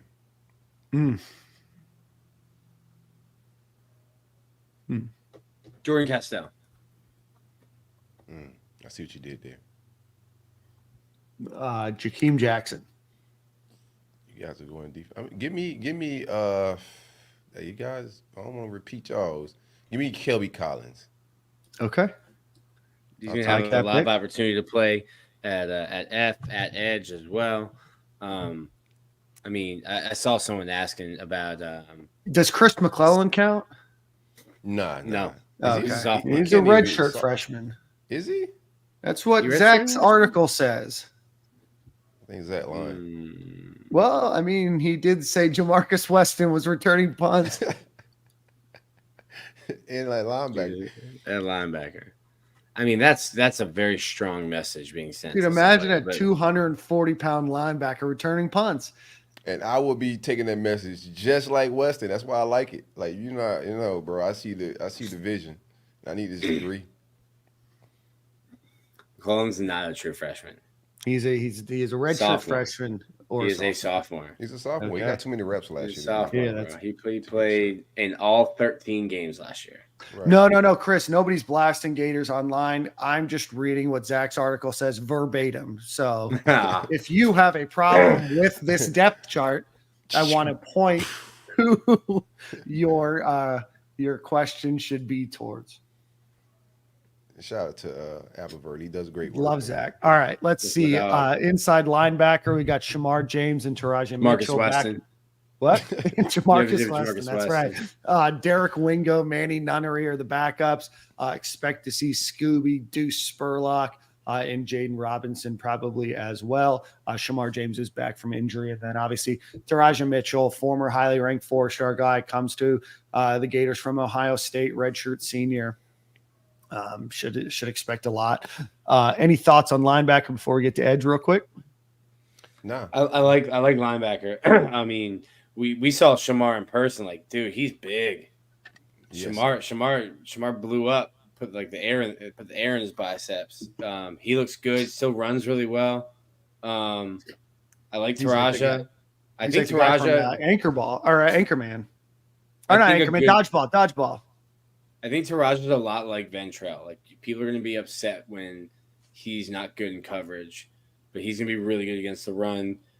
He's that same kind of veteran voice in the locker room.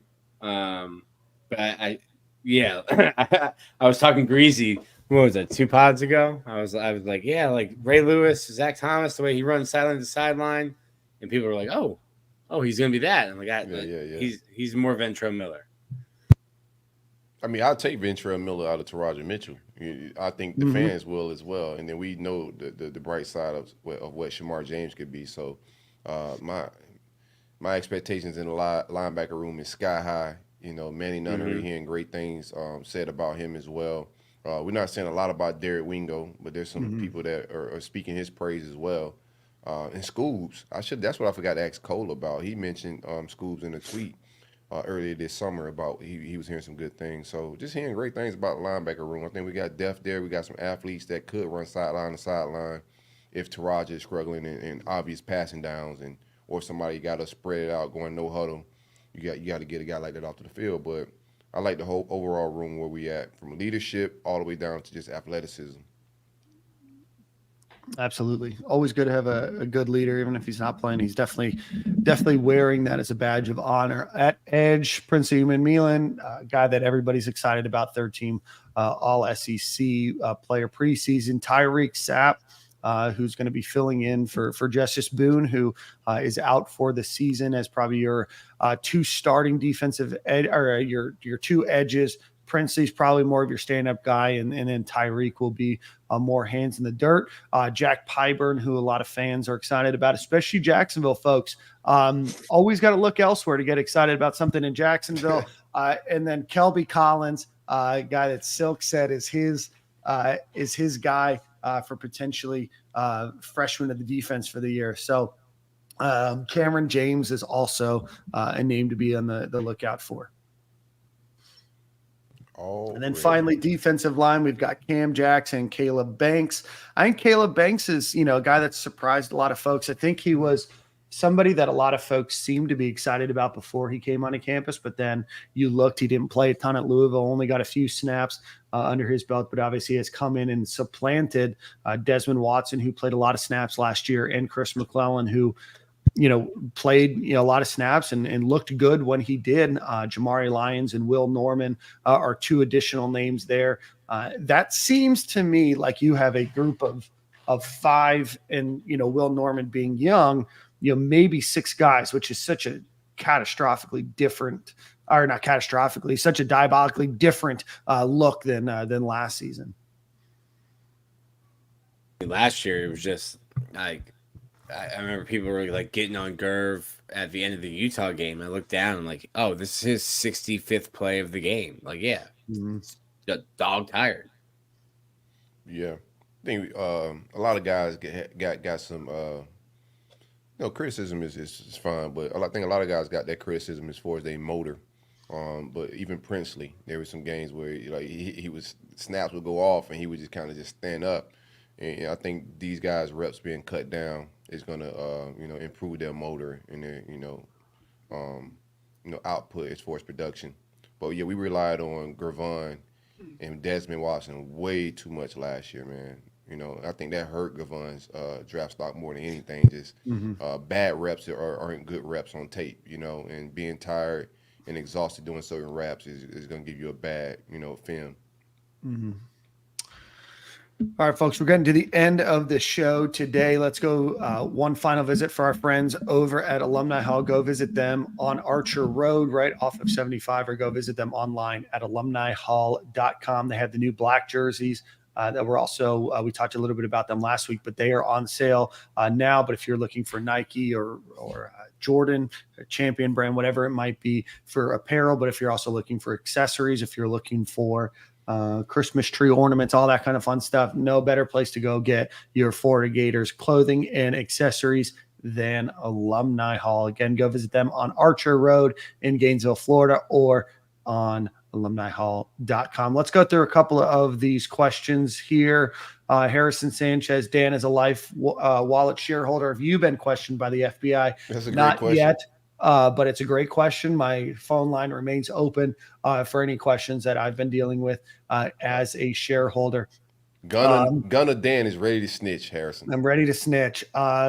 Nick, any update on Gavin Hill, the Gainesville freshman? I would imagine that the position is just pretty full right now, but have you seen or heard anything about him? Yeah, I would assume he would play 2, 3, 4 games. You can also play in the bowl game. Like if you've already played in 4, you can keep your red shirt by still playing in the bowl game as your 5th. So I think he's a red shirt candidate. Yeah. And then I know there's some discussion about Aaron Gates. I know he's injured. Is he? He's going through stuff, but I think it's just it's just taking a while to come back and get 100% with his knee injury that happened in high school. Yeah, and then we got a random Joseph Putu shout out. What time? Love that, man. Love that. And then questions. We talked a little bit about Sharif Denson. Heard he's making noise in the star room. I would imagine that he is a very talented player. It's a tough position, and then you do have some seniority there. But Nick, have you seen or heard much about Sharif Denson climbing that depth chart? Or is it just going to be a matter of time? Yeah, I think they like him. But I think, in my opinion, it's going to be Perkins starting, Hill behind him, and then Sharif would be third. Okay, perfect. And then one final question for you guys. Let's pull it up. Russell Swick. In the past, I've asked some odd questions during Dive with 35. What 5 teammates would he roll with for a bar fight? So along those lines, which guests from your show would you roll with for a bar fight? Cole would be a good one.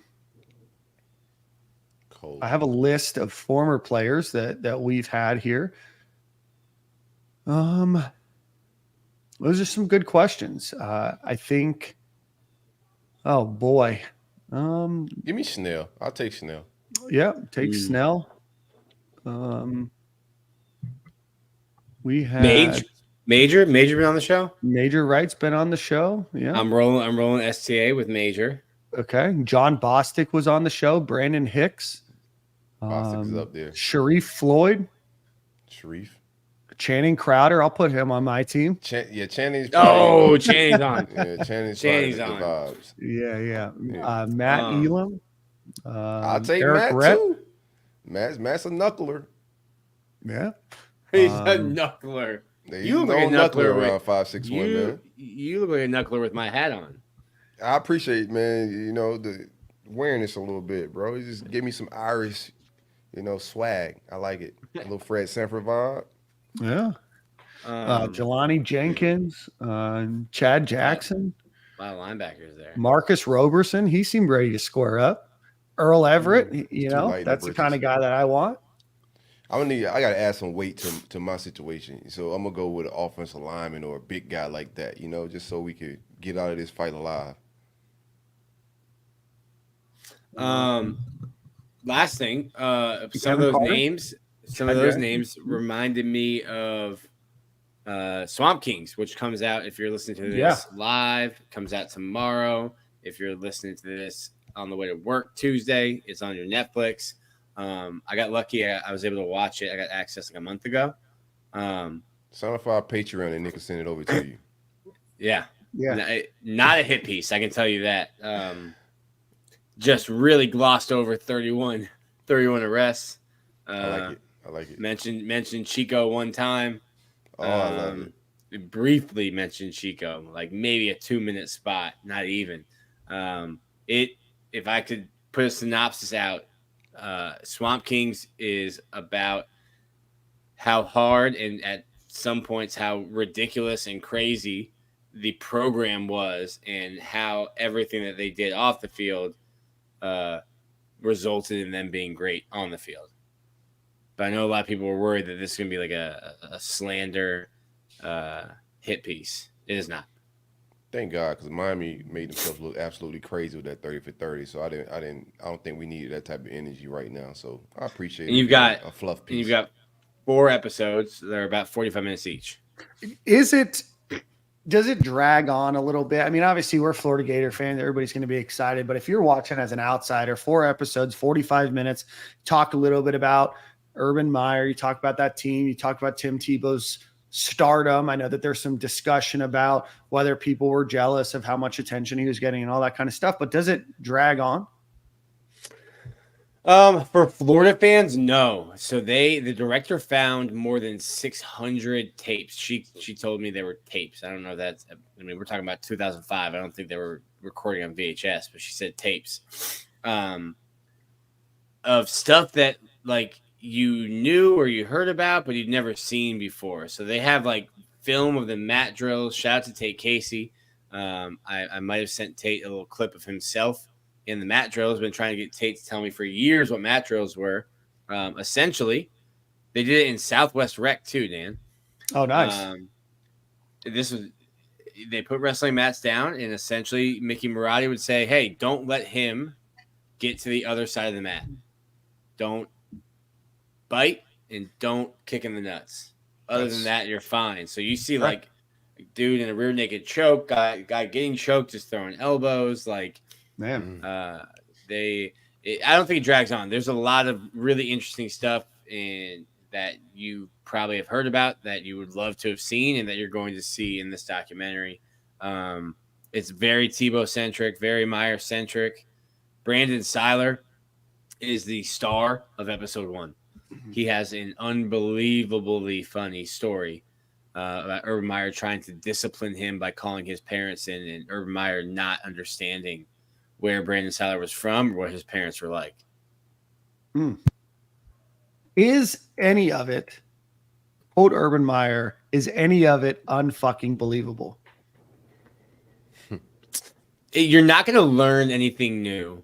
If you're a Gator fan, you're not going to learn anything new.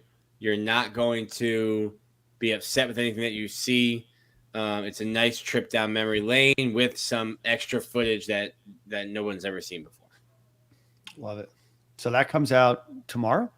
No, Tuesday. Next week. Tuesday. 22nd. Yeah, tomorrow. Tuesday, the 22nd. All right. All 4 episodes drop at one time? I believe so. Cool. I know what Brooke and I got plans to do tomorrow. I'm sure she wanted to have a nice dinner. Nope. We'll watch 4 hours of the Florida Gators playing football from my heyday. See if I make any appearances. Who knows? I don't believe you did. Yeah, well. I watched it through. I watched it 3 times through. Jeez. It's a lot of watching. Well, I had to transcribe it. All right. So you transcribed the whole thing? No, absolutely not. Sorry, I've got a barking dog. So a couple other things. Somebody said we're still sleeping on Joseph Putu. I don't think that we are, but I shout told out lies to Joseph about Putu that I'm not even embarrassed about. You know, I thought this JUCO film or whatever we had was impressive work at the time. And I had a great tweet out there at that time too of him running from like a random rhino in Africa or whatever.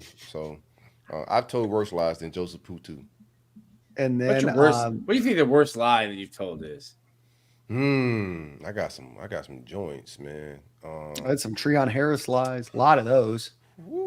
I was a weird grid guy, so I didn't really get on to the Treon. I was devastated once, Will was out of here. I just knew it was the beginning of the end. So I didn't get my Treon lies off. I lied a lot about Felipe. OVO. Shout out to OVO. Now that you say OVO, I remember that was if we searched your old tweets, it's going. Probably a lot of OVO. But it's gone. Oh, that's right. Yeah, old Twitter. I got a new. Go follow me too, guys. If you don't follow me, but yeah, the old Twitter is gone, man. I got some gems on that account, but I also got a lot of lies that people can't resurface. DK Unk's story about his wife watching Treon throws hilarious. Yo, we went to the FAU game, man, and we had went to a game earlier that year. The game where we beat Tennessee with the Callaway throw. So wife had been to a game with me earlier that season, you know, the Will Grier thing happened. She's not really following along football. So we get to the FAU game, and it's a full-blown shit show. We're in a dogfight with FAU, and he just getting this Trayon rock skipping Harris thing going on a little bit. Shout out to Trayon as well, but he's skipping rocks, and I'm super frustrated, right? And my wife is just asking the questions you don't want to be asked while your team is struggling versus FAU. She's like, hey, what happened to the white kid? Like, babe, I don't feel like explaining GNC. We're back to GNC. I don't feel like explaining GNC and supplements and, you know, our quarterback being gone. Let me just get out of here with a W so we're not trolled, and I can survive Twitter. Man, what rough times, bro. What a game.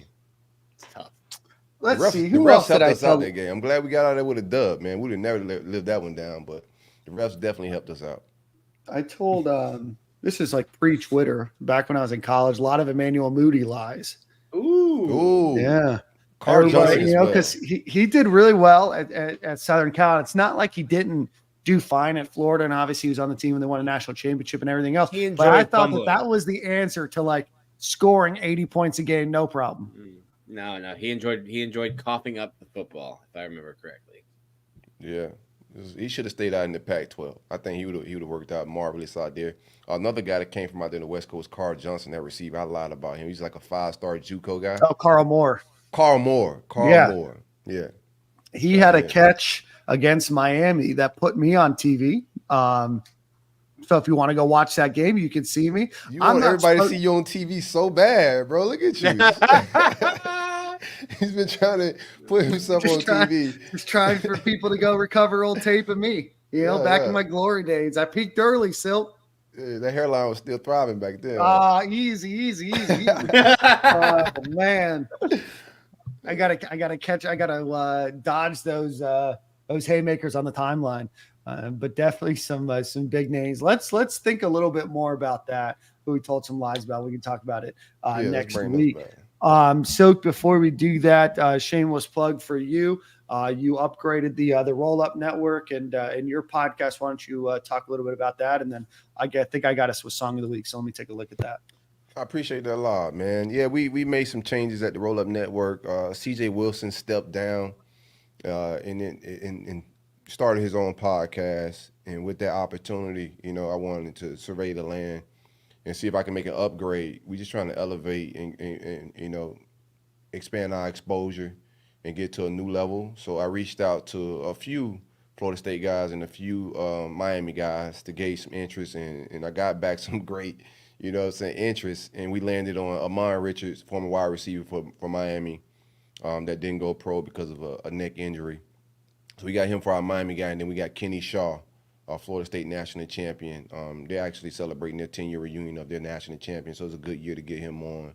He'll be on campus a lot this year. We'll film some content out there, but, you know, good exposure, good elevation for the network. Super excited. You guys tune in Wednesday. We got a vlog out there on our Roll Up account that was shot beautifully by my guy Lion. We told a whole story of setting this all up, traveling back and forth, meeting the different guys. I was legit recruiting, like a recruiter, bruh. But we landed on 2 guys. Go check the vlog out. Tune in Wednesday at 7:30 p.m. We kicking it for the first time. Should be a good fall. Excited.